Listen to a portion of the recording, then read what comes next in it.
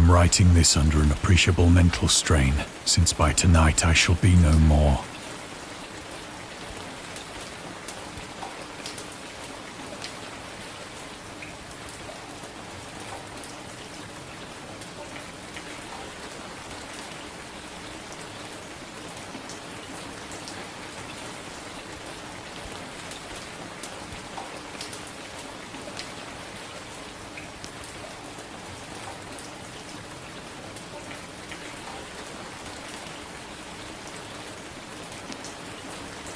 Penniless, and at the end of my supply of the drug which alone makes life endurable, I can bear the torture no longer, and shall cast myself from this garret window into the squalid street below. Do not think from my slavery to morphine that I am a weakling or a degenerate.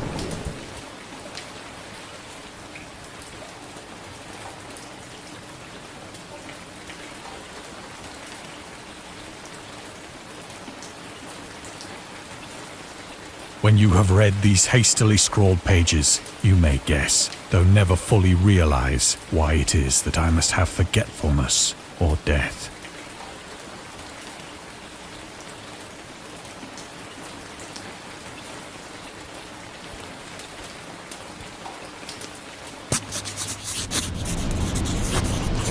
It was in one of the most open and least frequented parts of the broad Pacific that the packet of which I was supercargo fell a victim to the German sea raider.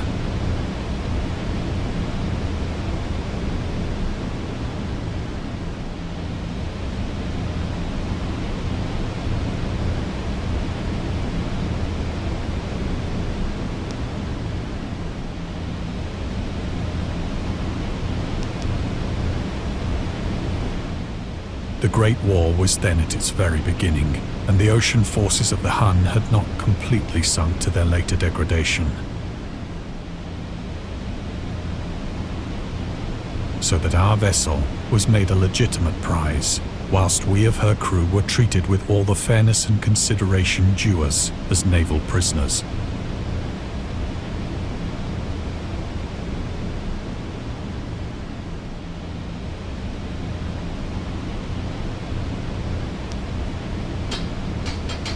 So liberal, indeed, was the discipline of our captors, that 5 days after we were taken, I managed to escape alone in a small boat with water and provisions for a good length of time.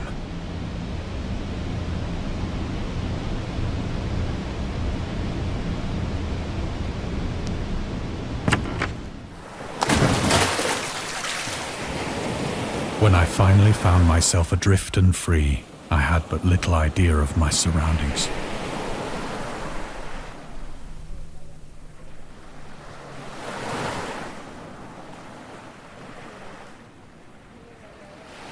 Never a competent navigator, I could only guess vaguely by the sun and stars that I was somewhat south of the equator.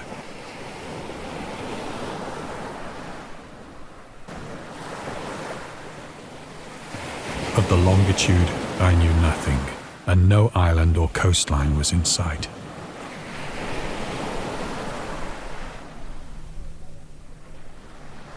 The weather kept fair, and for uncounted days I drifted aimlessly beneath the scorching sun, waiting either for some passing ship or to be cast on the shores of some habitable land.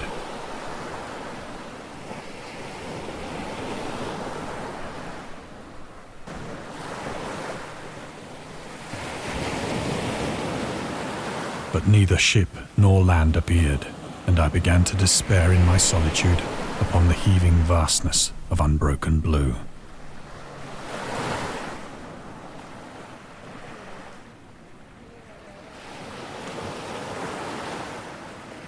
The change happened whilst I slept.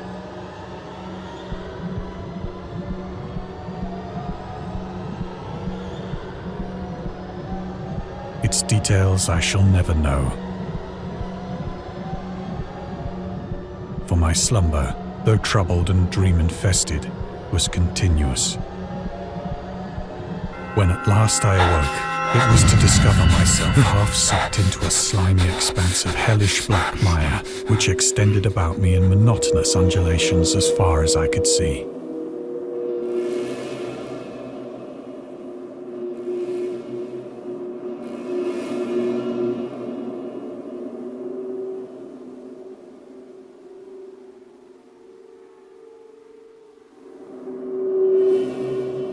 and in which my boat lay grounded some distance away. Though one might well imagine that my first sensation would be of wonder at so prodigious and unexpected a transformation of scenery, I was in reality more horrified than astonished. For there was in the air and in the rotting soil a sinister quality which chilled me to the very core. The region was putrid with the carcasses of decaying fish and of other less describable things which I saw protruding from the nasty mud of the unending plain.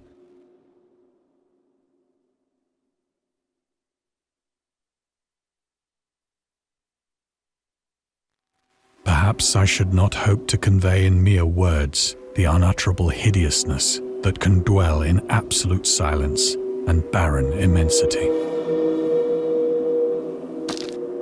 There was nothing within hearing and nothing in sight save a vast reach of black slime, yet the very completeness of the stillness and the homogeneity of the landscape oppressed me with a nauseating fear.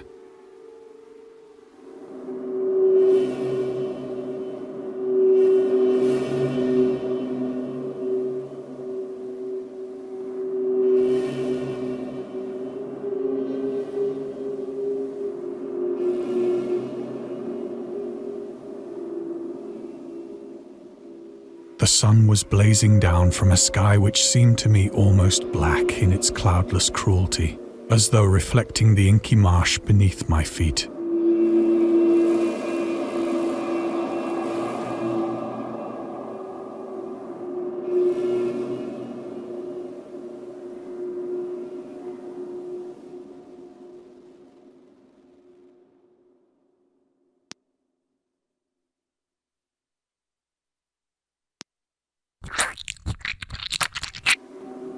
As I crawled into the stranded boat, I realized that only one theory could explain my position.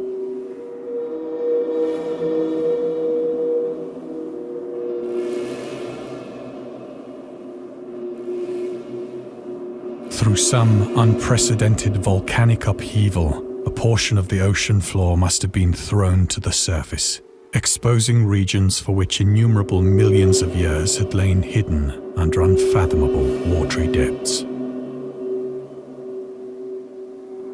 So great was the extent of the new land which had risen beneath me that I could not detect the faintest noise of the surging ocean, straining my ears as I might. Nor were there any seafowl to prey upon the dead things.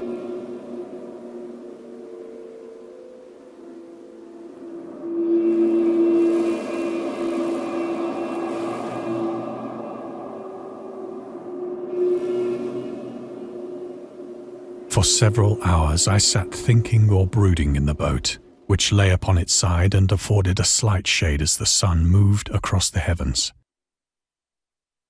As the day progressed, that night I slept but little, and the next day I made for myself a pack containing food and water, preparatory to an overland journey in search of the vanished sea and possible rescue.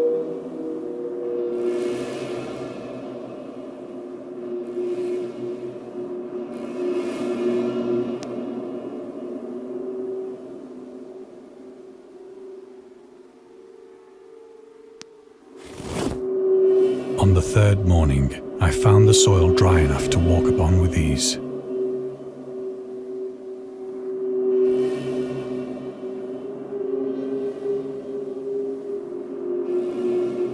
The odor of the fish was maddening, but I was too much concerned with graver things to mind so slight an evil, and set out boldly for an unknown goal.